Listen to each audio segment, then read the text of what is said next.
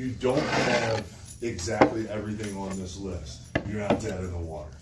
This is about everything that you could possibly want if you had all your wish list and had every scraper and tape and bucket and box and everything you need. You'll start to develop your own style of doing things, and maybe you standardize it and say, okay, we use this kind of, we roll a mat, you know, put it on the floor so people can step off. You know, we're using tape and brown boxes, you know, it doesn't really matter as long as there's something to step off so we don't ruin the floor and all that. So, and for say the floor in there, right, we want to use the strippers to show you guys how, you know, that chemical process works. That is actually chemically unlocking the coat that's on the floor and making it into, from a solid to a liquid. And that's where we use the machine, suck it up and all that, and we're ready to apply new finish. So let's talk about stripping first. And it doesn't matter which stripper that you use. If you look through the catalog, oh man, there's 4 or 5 different strippers, you know, different names, different numbers. The way we approach it is use the best stripper you can find, right? Use the premium stripper because it takes less of it in each gallon of water when you mix it up, right? So buy your stripper based on diluted cost as opposed to this box is less than this box. You know, you buy the cheaper box, you have to use double the amount of the product. And it's not half the price, you know what I mean? So using premium stripper, I think, is number one when we talk about stripping. You know, when you go through the supplies here, dust mop, that would be for after you've stripped the whole floor and it's dry and you're ready to put the wax down. You want to go in, make sure there's no fuzz and hair and all that kind of stuff on the floor. Broom, we don't really need a broom. Dustpan, we've got one. When you lay the stripper down, it's okay if the floor is already dirty because the stripper is just going to make a whole mess and it'll all get sucked up. He made a good point. You might want to do a little dustpan though, in case there's any rocks or petals, you know. Pencils. I've never gone that crazy. Paper clips, whatever you don't want sucked in. That's right. Floor scrapers and putty knives. So this is in the supplies and equipment.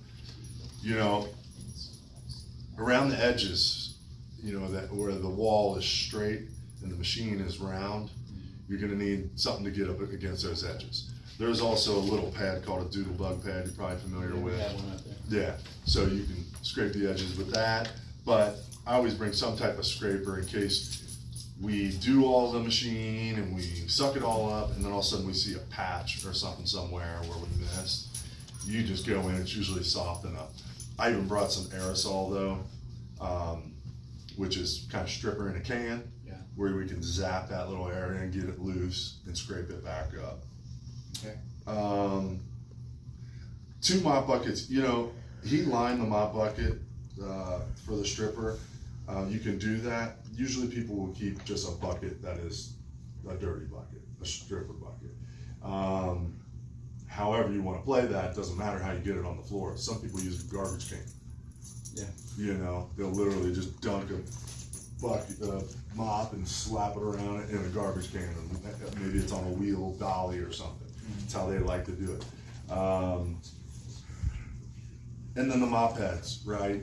I told Justin, I don't care what mop head it is to put the stripper down. It can be dirty, whatever. I found a hairy, smelly one in the closet. You're just gonna just splash it everywhere. I saw on there, prepping the threshold. Well, we'll show you a couple of things. You know, 3M and some of these tape products, these adhesive companies, make really good tape that will stay down, but then won't leave a residue. So like regular duct tape, grade silver duct tape, we usually leave some of this glue behind. We've got one that's, it looks just like duct tape, but it's blue, and you can put. Wasn't disintegrated.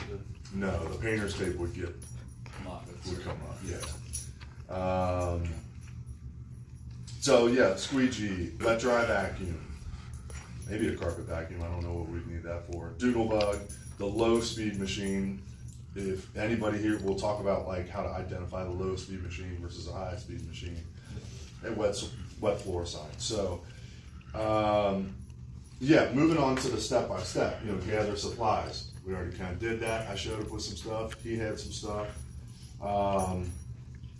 You can vacuum if you want, or a dust mop, doesn't matter. You could take a vacuum in there and just get up all the little crumbs and all that. Place your wet floor sign, dust mop the floor. All right, now protect. This is where we started today. So we protected the thresholds. I also covered up a really badly damaged tile in there. It's a test floor. It's not a big deal. Hopefully you're not finishing floors that are that buckled out in the field. Prepare stripper solution. So this is where I wanted to talk about, if you could turn your catalog to the floor care section, page 23. I'm sorry. Where's our stripper? Is it 21? Yeah, 21. Okay, so the product that we're going to use is the 1108, which is called Professional Floor Stripper. It used to be called Action Stripper. They changed the name. Regardless, same formula. Well, and they changed the dilution on there. That's incorrect, Justin. So we're gonna have to let graphics and art and graphics know that we've got a little typo in there. This is supposed to say 32, just like the 1135. So the high range for this stripper is mismarked in here, but it's 32 ounces, which is a quart. Reason I like that is if you want to use a whole gallon of the stripper, there's 4 quarts of stripper. That goes in 4 gallons of water. So it's easy to say, okay, Johnny, go get 4 gallons of cool water and put 1 gallon of this in there. Now I've got 5 gallons of stripper, right? So it's a 1-to-4 ratio. There's also a bad picture in this catalog too that they missed that I already reported. So when I say cool water, it could be lukewarm, right? It doesn't have to be freezing cold, but it just doesn't want to be hot. If it's hot, it'll start to evaporate as you're running your machine and you're agitating. That movement will make it evaporate with its hot water. So it's just need cool water for this. I know, like if you've got something greasy, a lot of times hot water or dishes, right? Warm water with your soap to kind of wash your dishes off. Warm works better. Stripper is the exact opposite. So keep it cool on the stripper.